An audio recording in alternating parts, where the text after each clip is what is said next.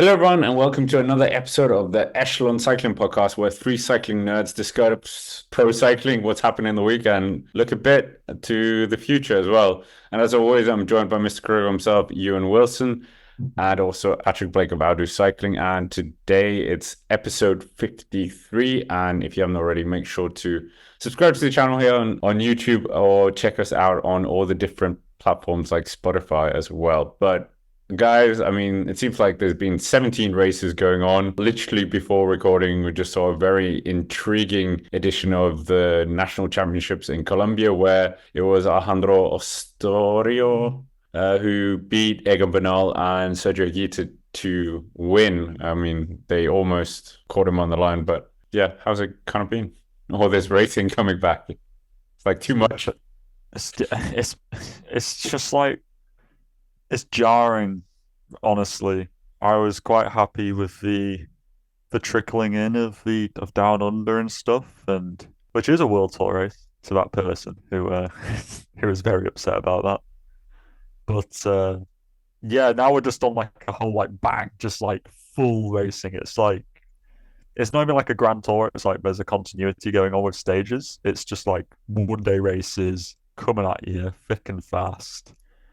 But I'm not going to complain. I really like the Mallorca Challenge races. I think it's a really great format. I kind of classify it as like a season, as like the season opener. I never like the Tour Down Under, but yeah, I really like the Whoa, Mallorca races. whoa, you were saying like a few episodes ago that UAE and all that isn't even the season, and now all No, it's Mallorca not. races have come back, and No, now no, it's no, no, no. I just don't recognize the UAE Tour as a race, and by the everything time else. we get to Omloop, you're gonna be like, this is where the season starts. No, no, because that's the opinion of 80-year-olds who were watching this race in the 1960s. The modern movement realizes that racing is not just limited to cobbles. You see, but I'm happy the racing's back. It provides some entertainment. But yeah, I mean that the Colombian Championships just finished. Interesting guy who won that when you mentioned him, Alejandro Osorio. He was riding at the professional continental level and then at the World Tour level for 3 months. He was with Bahrain Victorious at the beginning of 2022. Until Bahrain ripped up the contract after he breached their COVID protocol. He went outside of their designated COVID window, or the COVID bubble, rather. Remember the COVID bubbles that we had back in the early 2020s. He went outside of that, broke the team's rules, and they chucked him out the window at the beginning of 2022. He had to sort of build everything up again. He's a former stage winner at the Baby Giro, and now he's the Colombian champion. Maybe that will turn some heads. Maybe not Bahrain victorious again. But at least there isn't a pandemic this time that will sort of make him look like a mug. Nevertheless, yeah, it's been a lot of racing. It's been a lot of like small races, which is, I mean, I say that there's been World Tour racing this week as well, but yeah, definitely some lower level races. I always think the season starts at Louverture Marseillaise. That race happened today, so for me, the season has kick-started. So you're just gonna say the race and not say what happened? That's it. Oh, You're Oh, sure. we're waiting for your signal. go, go, go. Louverture Marseillaise. Not gonna lie, one of the smaller races. I'm surprised we're opening with this one. Louverture Well, Marseillaise. we opened with the Colombia National Championships. True, true, true. Sorry, Lo siento, Colombia.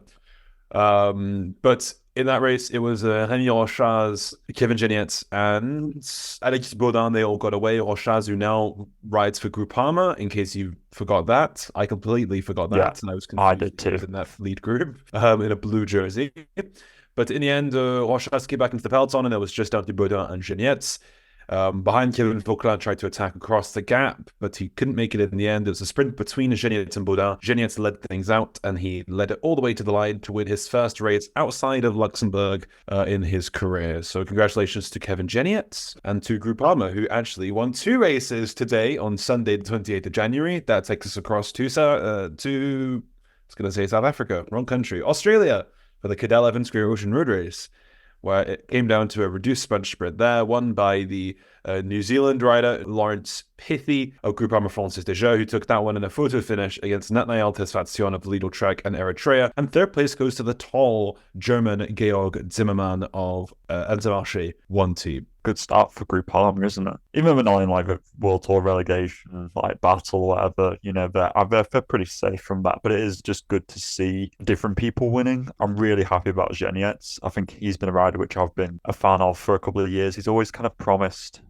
so much, but he's always just been a domestique. But he's a surprisingly good climber considering how tall he is. His bike frame must be like 60. That is massive. And yeah, I was really happy to see him win that. He's of course going to the Etoile de Bessèges next week, or well, it'll be this week when the episode comes out, and I'm really looking forward to seeing what he can do there. I think he will probably be the leader. He always has this kind of like he loves a what's it called, the Tour de Alpes Maritime and Duvar. Like he is like, he loves coming like 6th place in GC and that and getting a few top 10s. So I always feel like this is a very Genietz time of year, and then he kind of like falls into a domestique duty later on.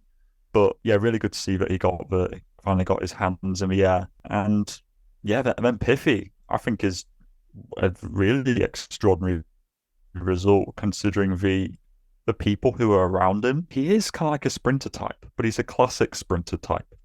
And he's just, I just couldn't believe he made it over those climbs, considering the people who were around who would categorically punchers or climbers. He made it over that, and I couldn't believe that he was even attacking on the final climb to try and whittle the group down. So just an insane pickup that Groupama have that, and I can't wait to see what he's going to do this year. Yeah, he's going to the Giro provisionally. Yeah, exactly. He's had a good beginning of the year. Up there, top 10 in the Down Under Classic. Up there, top 5 in 3 stages of the Tour Down Under. 5th at the Surf Classic, which we'll get onto later on. And then winning this Great Ocean Road Race. It's a really, really good sign for him. Just 22 years of age. 21 years of age, born in 2002, a mightily strong talent. But is he also just another sort of one of these riders that does very well this early season? The younger riders do particularly well here. Also a Southern Hemisphere rider who's used to racing at this time of year in his native New Zealand. Maybe Pithy might not be able to translate that into later season results, but last year we saw he was right up there in some races. Pays de la Loire, for instance, also the Loire Atlantique Classic. So fingers crossed that New Zealand can have a sort of a big bang on the World Tour level in 2024. Yeah, he's very Dele-esque in my eyes. He's just that really classic style. Whoa. Dele. No, I'm telling you, because we've had a season of Dele, last year where he was really good, and I think that this could be Pithy's year. I think that Pithy's just like a year behind where Dele is, because think back to the climbing that Dele can do is really good. And then he was up there on Mount Lofty. Like, that's insane that a guy who weighs like 78 kilos or whatever he is, and he's a sprinter, was up there with the climbers. It's just incredible. And he is a very Dele-esque. It sounds weird to say, but like he is like Dele when Dele's like 20, whatever, like 1 year old as well. But Dele hasn't been racing. But what should we go on to next? No. I want to like the finish. Did you not see the finish where like Quinn Simmons like threw the hammer down? And I mean, Lidl Trek threw so much into this. And okay, the Eritrean fans who are there, who appear like the Colombian fans when one of the riders does well, were absolutely incredible with Tesfatsion afterwards. But don't you think they'll be a bit sad about this Lidl Trek? There's a lot of points for a win here. And Mollema was in that group as well, I think. Yeah, I mean, they're not exactly in like the relegation battle, but it would have been good for them to get a World Tour wins this early on with that re-envisioned team lineup they have. By the way, also Groupama have equaled their number of World Tour victories that they got last year, just one. So already early progress for them. But for Lidl Trek, it is disappointing, but Tesfatsion's been looking strong already this year. He was up there in the Criterium Classic thing just before the Tour Down Under, where we saw Izard del Toro and Narvaez also in the podium. They've been performing particularly well so far this season, similarly. So I think Lidl Trek, yes, they'll be frustrated, but in the end, a photo finish, Pithy winning it, I don't think they can be too beat up about it. I am shocked Georg Zimmermann finished in 3rd place. He's not someone I would really pick for a sprint. And he beat people like Corbin Strong, Jonathan Narvaez, Mario. These are decent sprinters, and he managed to outmuscle them in the end. So good ride from Georg Zimmermann. I mean, we might as well go on to the other race. What was it called? The Surf Surf Classic. Torquay, something. Yeah, something like that. I mean, Personally, I've never heard of it. no, I'm not sure if it's new for this year or not, but I guess it's another race which warrants the riders going down to the Southern Hemisphere to kind of, Which is fair enough. yeah, it gives them another race. I mean, it's not very long.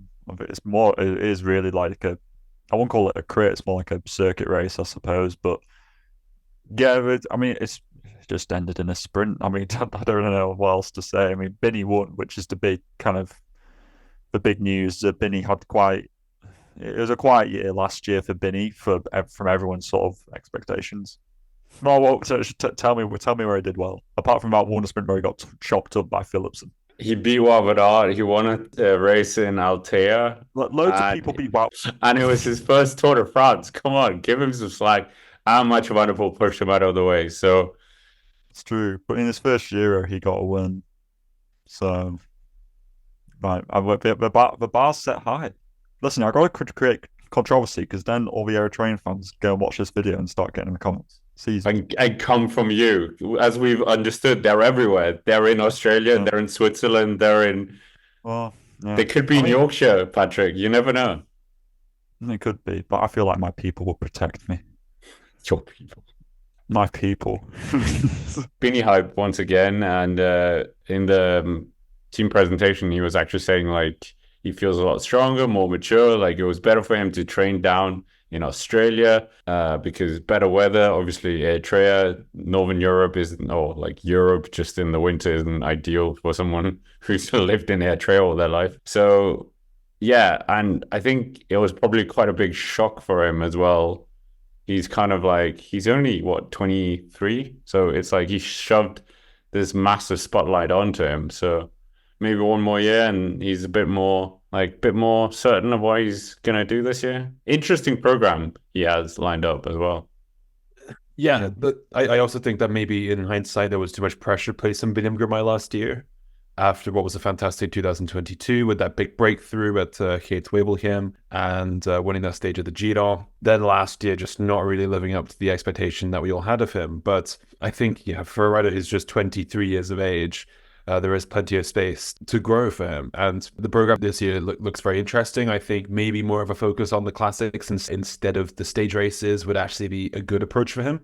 Maybe not in terms of his training, but definitely in terms of his results. And for us as viewers, selfishly, at the moment, we've got Omloop Nieuwsblad, Kuurne Brussel Kuurne. Kuurne is a race I think he has a really good shot at doing well at.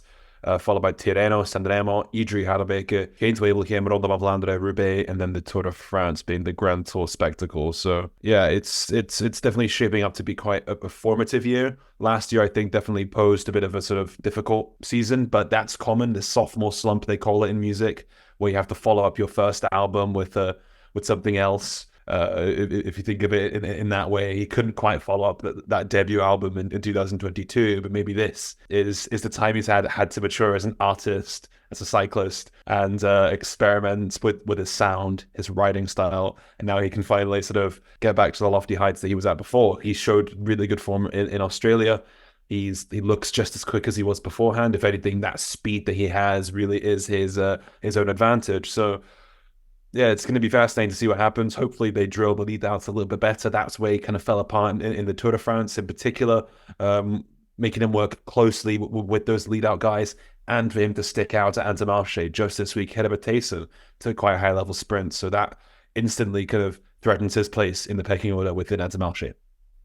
Yeah, interesting interview with Gerber Tyson that I finally got around to today because it'll be Monday when this is out. But yeah, I feel like I'm in you now, Ewan, because like just batting for one rider. He did crash on his birthday, like in Tour de Flanders. He had to come back from that. And then, yeah, Tour de France got a bit bullied by Alpecin. And as we've heard so much, it's so different to be at the Tour de France. But is he going to be able to win a stage at the Tour or the Classics or whatever? There is a Mathieu van der Poel in the way. There is a Wout van Aert in the way. There is Jasper Philipsen in the way at the Tour de France as well. So, I mean... I was going to say, Wout and Mathieu aren't a problem at the Tour. Yeah, exactly. Yeah, but in terms of the Classics, because their goal is a top 5. That's what the team manager said for the Classics. Yeah, top 5. Just everywhere or just at Flanders, or I think they won and then kind of more Just come, one. like at least one. I mean, there's no reason why he can't do well at like the semi-classics. I just think that Flanders is just going to be a really, really big step because we still like you and said, we all remember that Ghent Wevelgem. It's just incredible. It's just a day full of elation, but Ghent Wevelgem doesn't immediately translate into Tour of Flanders. So I'm not really saying that Flanders or even like Roubaix. To be honest, I just for monuments, maybe San Remo. To be fair, I think it could Amstel be. Gold could be a good one, if I'm honest. That's true, but he's not provisionally down to do it. Oh, they That's a mentioned that he is going to do Amstel Gold. Oh, is he? Yeah. That's true. Especially when you consider that all the big guns are just going for Liège because they're all just, I don't know, they don't want to do one-day races, which is lame, boring. Maybe he does have a good shot at Amstel. I think he's probably got a better shot at Amstel just because he is that attritional, sprinter type. If he can hang on and it's a very sort of Pidcock, Wout van Aert and Schachmann finish, then yeah, Binny could certainly be up there. I'm going to say Amstel's too hard for him. I mean, Really? It could be. He's going to have to be climbing better than he was because, he got spat at Cadel Evans. Mm-hmm. He got finished 22nd. And if you're getting spat on Cadel Evans by guys like Piffy, no way. But there's a long time. Just because you win Cadel Evans doesn't mean you're going to be winning Amstel. Yeah, and then answering a question about Tour de France stage, there are a couple of stages this year that could suit him. That Stadio to Bologna that comes on stage 2, and he's back in Italy, the country where he took his first Grand Tour victory back at the Giro a couple of years back in Iași. Not Iași, that's in Romania. Iesi. Then I think he's got a decent chance. So many stages I'm highlighting, it's also a stage that could suit Jasper Philipsen, who does climb well. Maz Payson, we know, is one of the most powerful sprinters out there. For Lidl Trek, we assume he's coming to the Tour de France as well, sharing that team with Theo Gegenhardt. And to Marseille, do they need to go all out for Biniam Girmay again? Should they bring a bit of a sort of a leader, a puncher kind of squad so they can have a chance of winning a breakaway stage and finally get that Tour de France stage win that they so desperately want? It's a tough balancing act for Intermarché. Historically, they've done better, I think, when they play the underdog instead of being sort of the heavyweight. They're bringing Louis Meintjes. So, 17th in GC? Well, top 10 is the target. We've been talking about how blocking out that top 10 without UAE, Visma riders. I mean, at this stage, there's going to be 7 riders fighting for 10th place.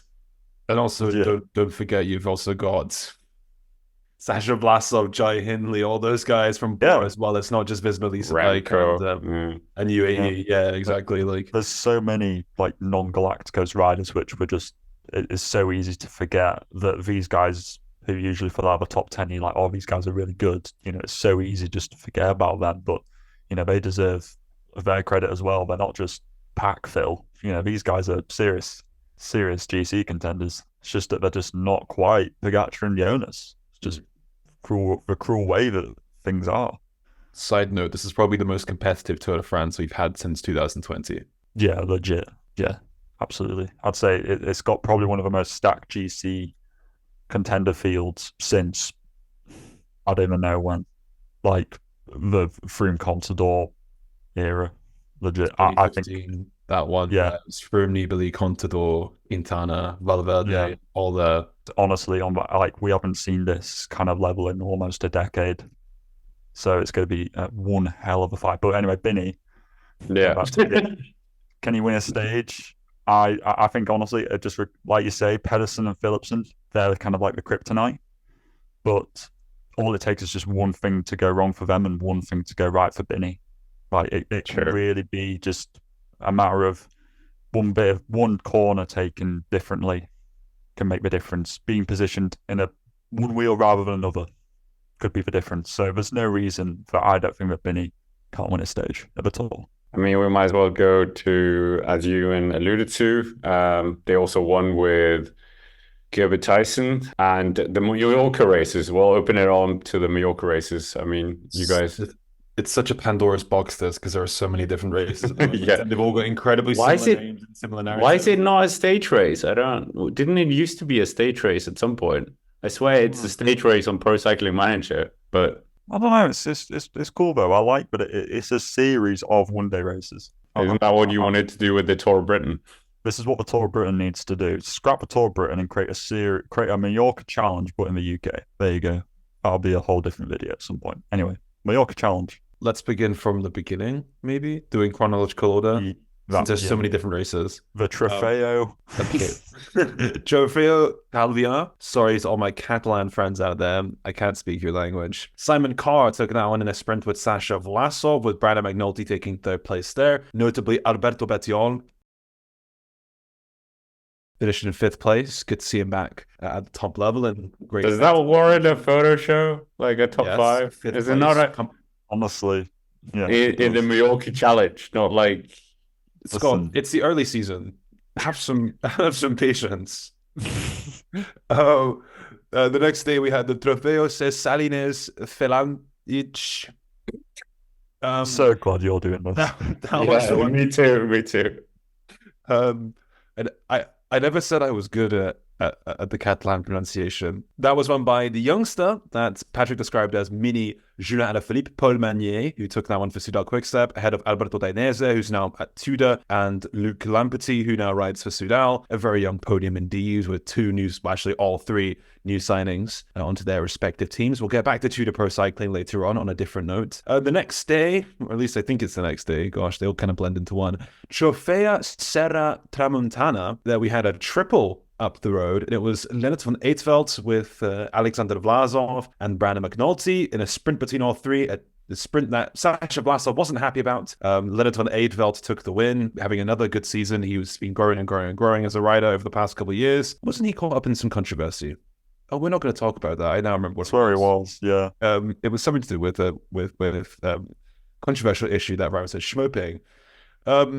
Sasha Vlasov, after the race, as I mentioned, was very unhappy with the finish. He said it was downhill and not safe enough in outspoken Sasha Vlasov style. He continued his good form the next day with another podium. Yes, you heard that right, a third podium in a row. This was at the Trofea Polensa Port d'Antrax.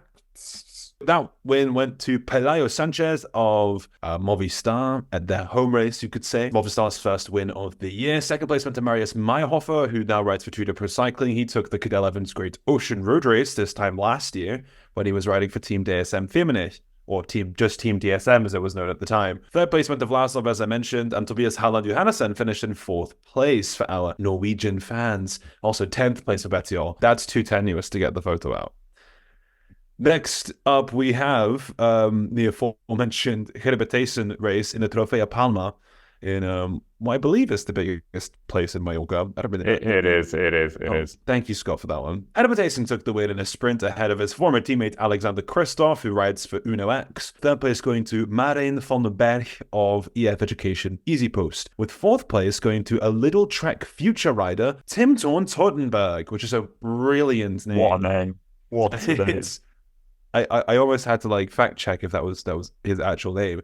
Who, by the way, got 3 top 10s this week, which is incredibly impressive for a rider who's just 21 years of age. Anyways, that's Mallorca. Pick any of these races to begin. I thought I'll go back to the start again. McNulty cramped in both legs apparently, which is why he basically just stopped pedaling. Simon Carr won very impressively. He did sit on for a long time.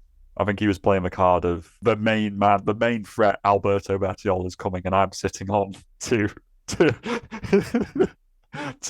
allow him to come because he's going to win this hands down. If we can let him back. So Simon Carr sat on him, and he just Vlasov kind of pinged it off the front and just fully pinned his ears back. And Simon Carr got back on and I just fully trumped him in a sprint because I think Vlasov went all in on trying to just drop him and going solo, which is pretty fair. But yeah, very impressive from Simon Carr, somebody who in our team preview, I said he was going to win a GrandTour stage this year. So signs are looking good. He's going to be a Toile de Bessèges, so that's going to be interesting. But also I want to talk about, McNulty and Vlasov is the main thing which I want to get onto.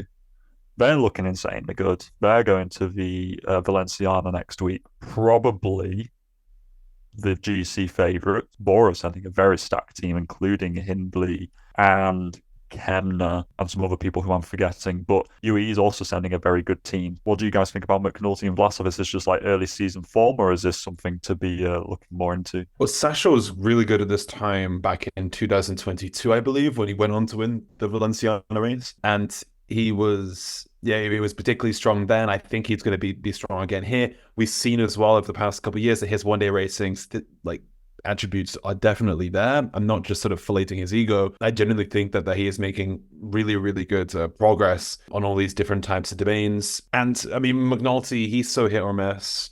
And he seems to be hitting at the moment. Didn't he win a Mallorca race? Was that last year? Yeah, he won the Trofeo Calvia, I think, last year. Memorable. Or was that? Or it might have been. He's won one of them in the past. You are right. I can't remember. Maybe it might have been Rui Costa. I think it was last year, but he won one of them.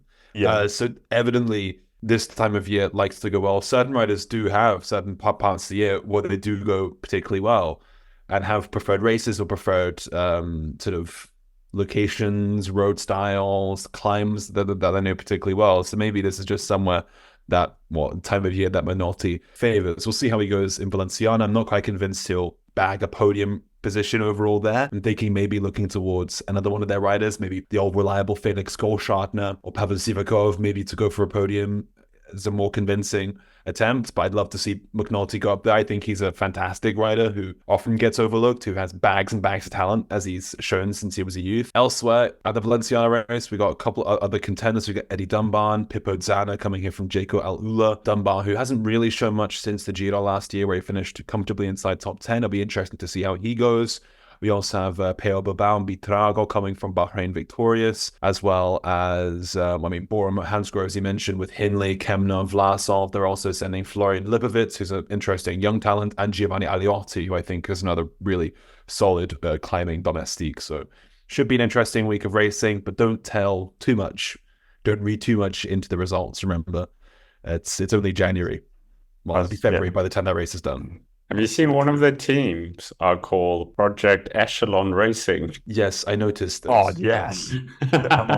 I think we have to sort of de facto support them. Yeah, I think we do. We'll report back next week as to what they've achieved. Project Echelon. They have one of the riders an interesting one, Torbjørn Rød from Norway, who... Oh, I can't remember what his thing was. Yes, he won the Belgian Waffle Ride last year, which is a big gravel race. There we go. I finally got that. He rides for that team. He's just 20. He was 26 years of age. Bit of a nobody in terms of road racing, but quite a big deal in the gravel scene, which is something I'm not very informed about, but I know it's a big deal in the US. They also have Scott McGill, who was on Human Powered Health last year, but that team folded, so he's now got a new home. He won a couple stages of the Tour of Portugal a couple of years back. Wait, hang on, before we move on, I just want to quickly draw attention to stage 4 of Valenciana next week, which finishes with this. It's a pretty disgusting climb. So it's 5.7k at 9.3%, but the opening 1.8 averages 13.5%, and the last kilometer averages 12.9%. I did that last week. It's a nice climb. Did you? These gradients are suggesting otherwise, and I think it's going to be really... The steeper the better. The steeper the better. That has Sasha Vlasov written all over it. Exactly. This is Sasha. It's Sasha's time to shine, ladies and gentlemen. Ain't no party like a Sasha Vlasov party. Yeah, although he will hate stage 2 because it's a downhill finish. If Mohoric doesn't win that stage, I don't know who will. It's going to be chaos. I can already predict a crash and a rider protest. Yeah, it's going to be a crash. Some really poorly organized, I don't know, people ride into a barrier that doesn't have a flag on it or something. Something bananas will happen, and it'll be the first major crash of the year. Yeah, it literally looks like that stage which Edith Scaling won at the Basque Country last year, where it was a descent finish, and he just sprinted with 500 meters to go, and it was just a descent kind of sketchy finish. It just looks like that. And just once again, I know profiles, you need to get to some place for the finish because they pay for the finish, but it just feels like the riders' requests of non-sketchy finishes just is continuously just being ignored. I mean, speaking of cyclocross, we have to do a cyclocross corner. And Mathieu van der Poel didn't do very well this week as he only won 2 races. Oh, lame. It's not the special week between Christmas and New Year. And Van Empel wins again. We had the Trofeo Ham as well, which I think is called the GP Adrie van der Poel. And Mathieu van der Poel won that ahead of Mika van Toerhout and Ila Isabid by 16 seconds in front of the European champion. We also had, most notably, Elbert Philipsen won the junior category in that, 55 seconds ahead of number 2. Only 55? Why didn't he lap this him? guy making it the world tour. Who is this? Now we can move back to like cyclocross is kind of disappearing now very slowly. When's the world champs? I think it's in 2 weeks. Next weekend. Oh, is it next weekend? Yeah. It's usually... okay.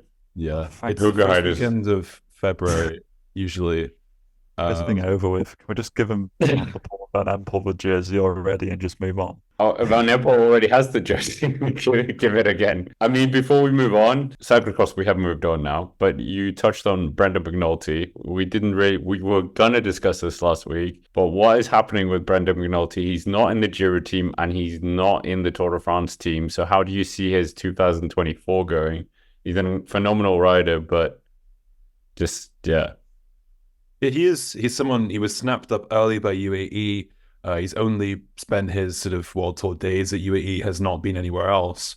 But he has seen success at his first Giro d'Italia, his first Grand Tour back in the COVID season. He was right up there inside the top 20 of GC, was up in top 10 in GC for a while as well in that race. Then had the chance to ride the Tour de France the year after in 2021, where he was sporting the winner of Tadej Pogacar. 2022 returned to the Tour de France, then supported Pogacar once again, really shone on the stage to Périgueux in particular, where he finished in 3rd place, where he dragged Vingegaard and Pogacar all the way to the end for Pogacar to win that uphill sprint.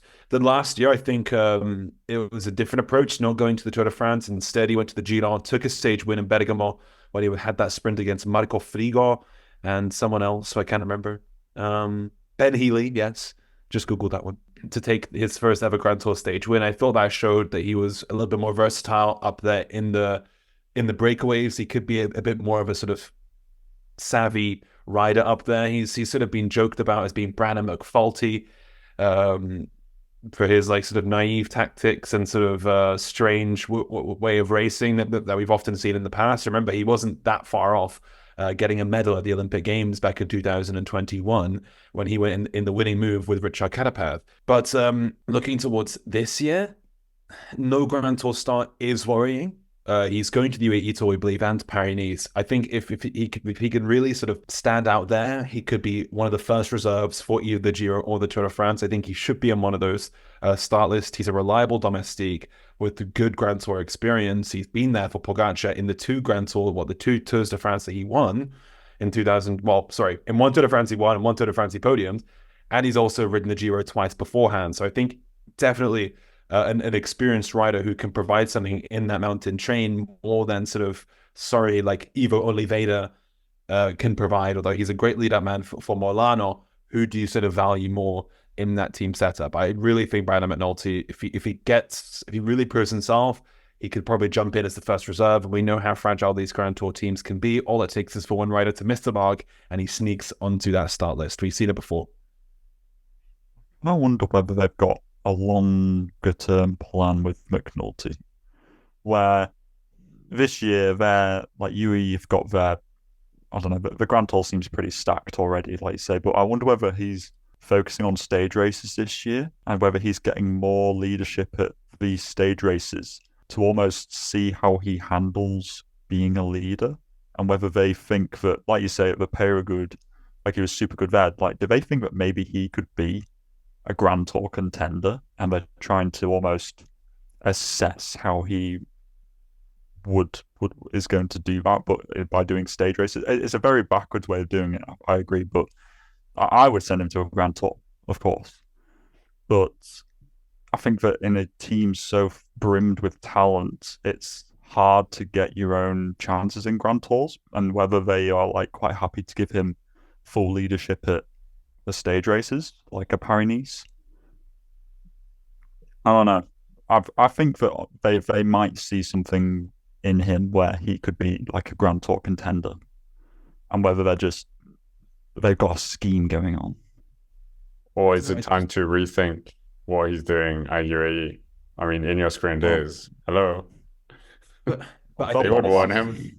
But there's also sort of the rider type that he is. He's so hot or cold. I think that does sort of take him away from being a Grand Tour leader. As we've seen, he has these great days where he's fantastic. 4th place in the World Championship time trial last year in Scotland, let's not forget. And then some days he finishes 75th in on a mountain stage. Like, it's very, very unpredictable where McNulty is going to be. He's one of the hardest and most sort of enigmatic riders. If you're going to place a bet, never place it on Brandon McNulty, because you just never know where it's going to go. High risk. Maybe that's your thing. But I don't know where it's going to change elsewhere. What kind of team could he slot into? I think maybe Visible Lisa Bike, dare I say, he could fit in there and perform another teammate role. But I just don't think he has credentials to stand out as another team's Grand Tour #1 card. I mean, as a super domestique for forever. Not as a Grand Tour leader, but... Okay, but as a super domestique, he's got growth within UAE to become that best super domestique role. But like, how do you go from like 2022, where he's like dropping everyone, guiding Tadej Pogačar up, and now he doesn't even make the Giro team, which is crazy in my opinion, and I think you two also think that. Yeah, it's crazy. And he won a stage last year. Yeah, exactly. Like, how is this man not making it on a Grand Tour team? It's incredible. Who could we kick off that team? Ivo Oliveira. Sorry. Yeah, I mean, yeah. I think, yeah, this is kind of the problem with cycling as well. Like we were saying, they're accruing all this talent, but you only have 3 Grand Tours. And then suddenly it's like, we have this fantastic rider, but nobody else can have him, and we're just going to put him on the bench, essentially. Go back to my point. I just think that maybe they're just trying to see, like, if he can do it over, like, Paris-Nice, if he can do it over 8 days and be consistent over 8 days, and we're like, okay, then we take a step further and we see if he can then go to, like, maybe what if he does well at Paris-Nice and then we take him to a Vuelta and they're like, you're going to be like a co-leader alongside Poggy. Do I say Richie Porte here? One of the best one-week stage races ever, but never really got a great result while he was at Team Sky in the Grand Tours. But McNulty hasn't even really got a good result at like a stage race. Like he does well in just like random stages, but like you look back at his results last year, they're not really there. Even at like Comunitat Valenciana, he was like 8th or something. So Tour of Luxembourg, he finished 3rd. It's like he should be like cleaning him out up pretty easily. I think he's got so much potential. Like he's got the TT ability. He's obviously got a really good climbing ability. Bora. Oh, not another one to that team. Why not? To support this false pipe dream that Primoz Roglic is going to win the Tour. That rattles people so much when I say that. People, Roglic fans, absolutely, they just take the bait so easy. They do. They're easy just to like rattle a little bit and they just go. It's like a hive of bees. Ironic, given that he left Visma Leasebike. But rage quit. But no, I don't really know where his career is going to progress to. Like, he's had the chance now. He's like over 25. He's had the chance now, I think, to really get that big breakout performance. He's had a couple of really good performances, but nothing like where it justifies placing a 1 week long stage race leadership position for him at UAE. Especially since they have so many other cards like Almeida, like Ayuso, like Poggi, Adam Yates, all these guys who I think are far more reliable. I think he just has to accept that he will be a super domestique forevermore. Yes, but like a super domestique with a Grand Tour start, that should be the least. Yeah. Why is he not going to the Giro to support Poggi? Like, it's not like their mountain support there is not exactly, insane. Like, McNulty's a perfect ball trades to put in there. But J Vine is good though. Doma Novak, I would get rid of him. Oh, no. No. Novak for Brendan McNulty, I would do that. Also, sorry to Ivo Oliveira. He must get us a lot. It's actually Rui Oliveira that's going to the Giro. Oh dear. You just gotta hack him up. Oh, Ewan.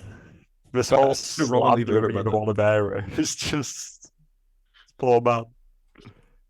You want Brendan McNulty in top form, and then it will just be him and Tadej Pogačar riding off into the sunset on some stage.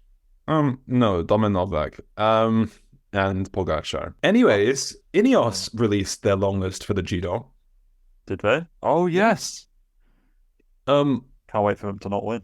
This came with the news that Gary Thomas is going to both the Tour de France and the Giro d'Italia, and the Giro long list is as follows: Magnus Sheffield, Taman Adamsson, Tobias Foss, Ben Swift, Jonathan Narvaez, Ethan Hayter, Salvatore Puccio, Gary Thomas, Elia Viviani, making his Giro comeback, and Pippo Ganna. Thoughts?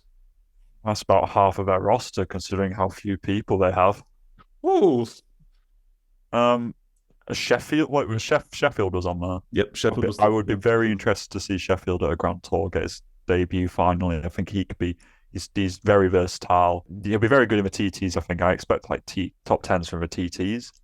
But I mean, if the whole GC was just based upon Team GC after all the time trials, Ineos would probably win. It's just that that's not how it works.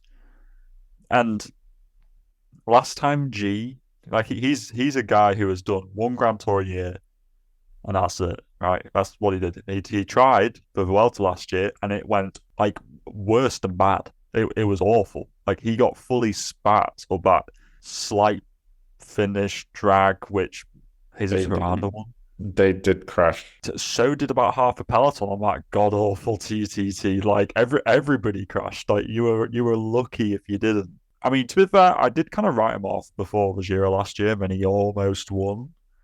So maybe I won't be so quick to kind of dismiss it, but because the Giro GC field is utter trash, apart from Pogacar, pretty much.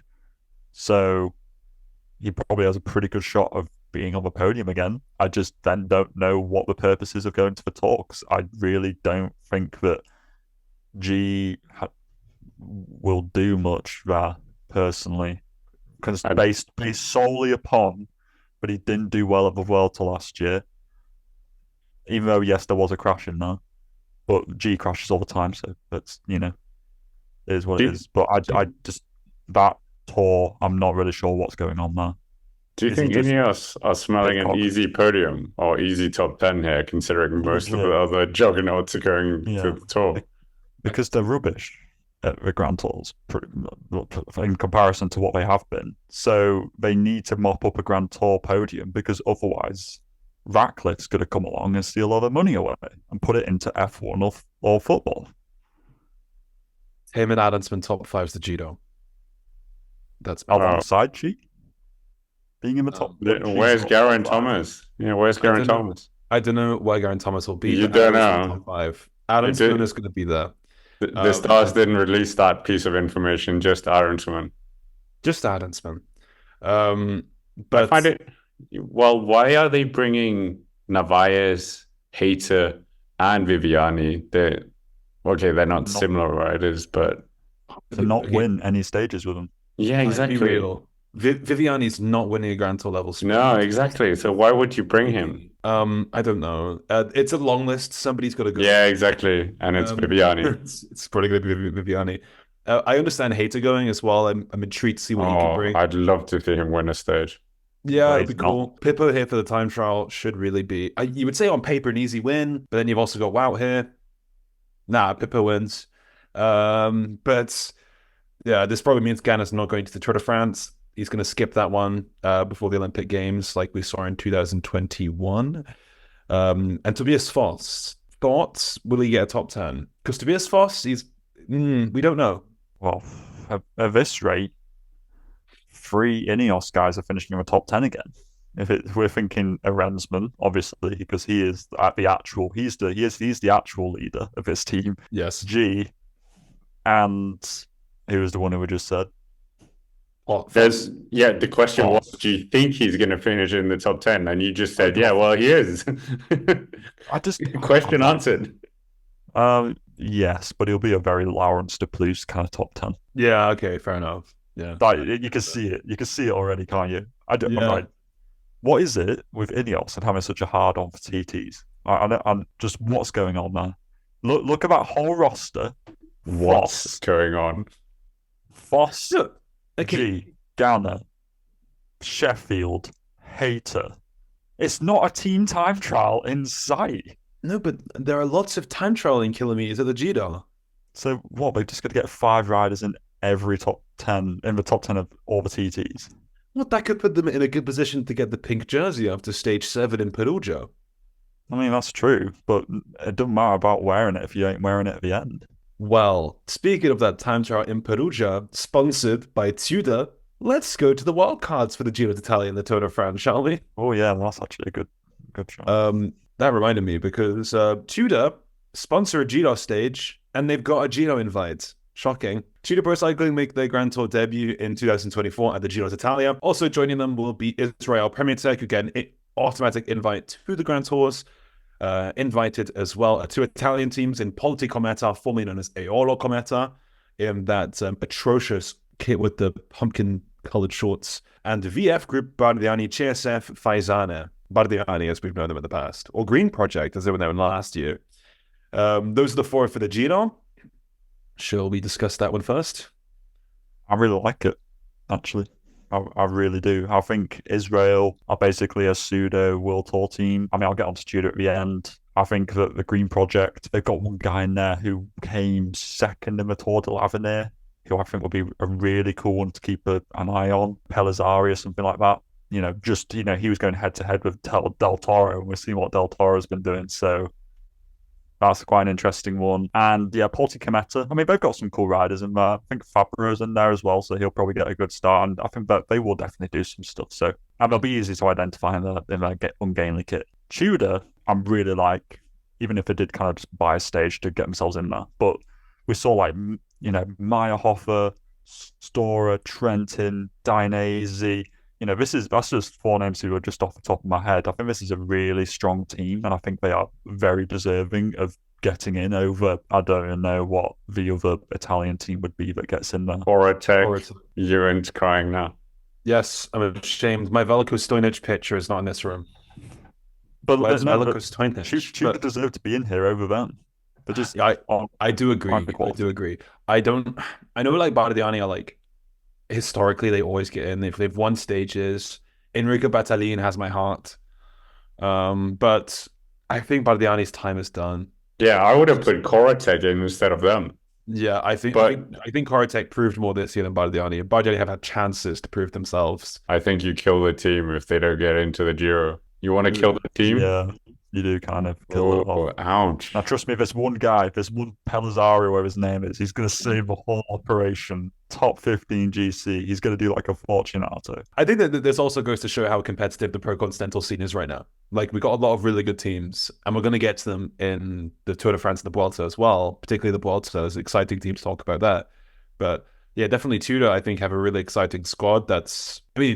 Grand Tour stage winners. We have Trentin, Dainese, Stora, all Grand Tour stage winners. We've had people who supported Grand Tour leaders in Eichenbach. Alexander Kamp has been up there in World Tour races. Arvid de Klein has been up there in sort of top-level sprints as well. And you've also got a lot of young talent that's coming through that team.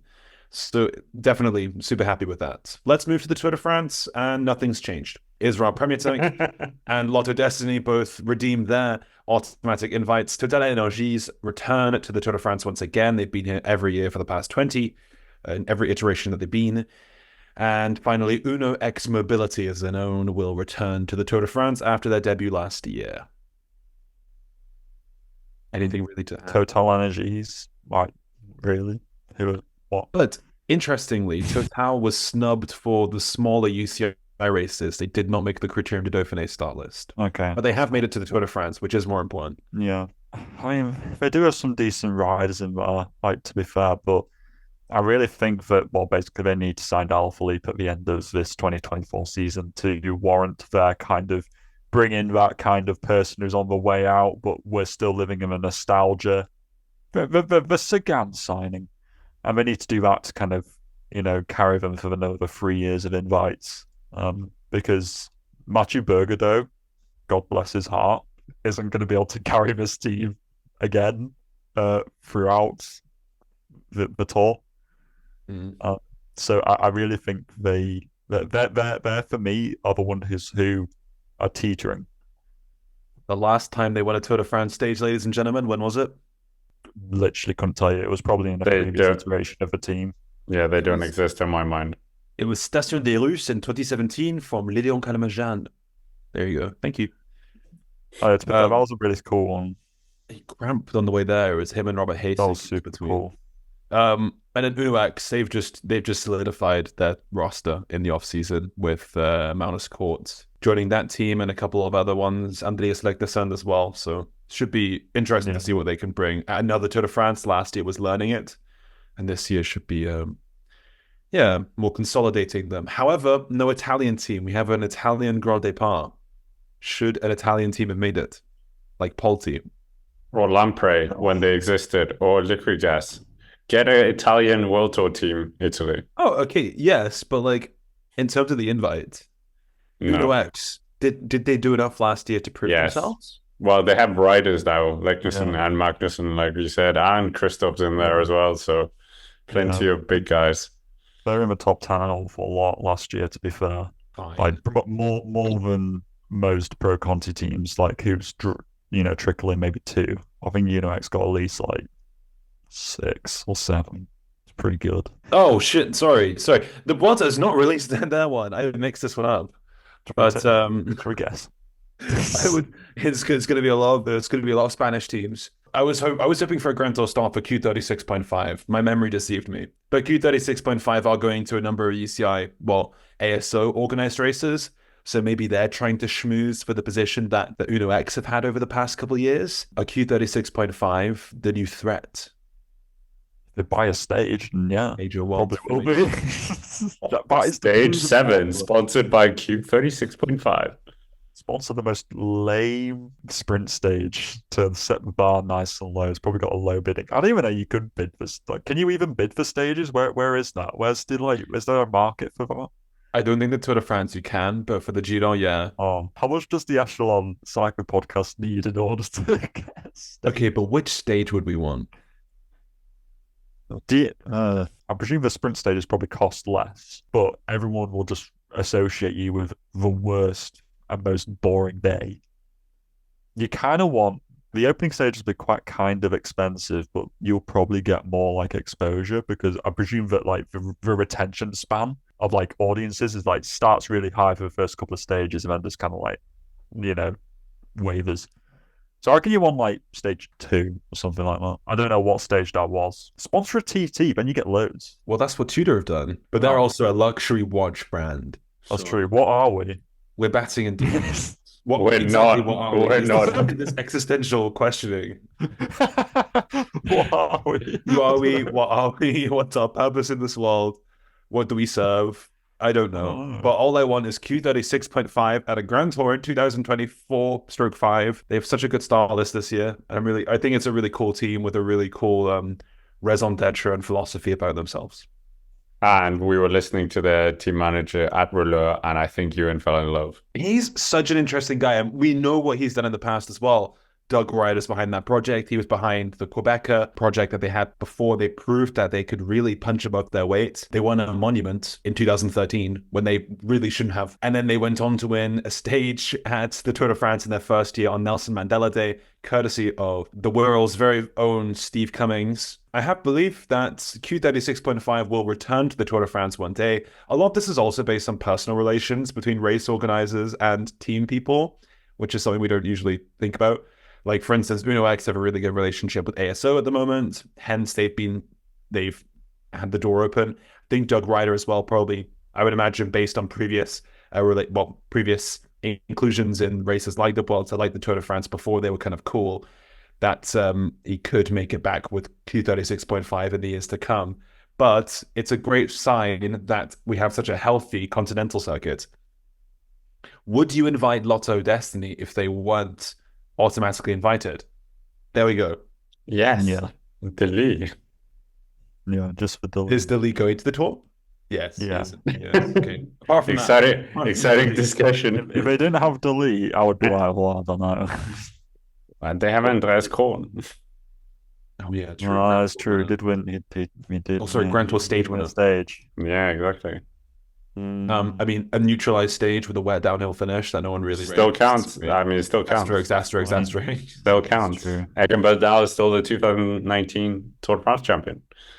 Very true. Don't get me started. Egan Berdal's up there in the background. But didn't win the road race this year. And in terms of the nationals and the time trial as well, just to finish the Colombian up. sandwich of the Colombian National Championships. Danny Martinez won the time trial as well for the millionth time or whatever. It seems like he's the best time trialist there. And it wasn't even close. Exactly. So anyways, rider of the week coming to save us all. And this one's actually, this is a quite competitive one, shall I say. Yeah. Who wants to go first? I could go first and just steal Vlasov, but I'm not I didn't think any of us was gonna have one that clashed, but apparently.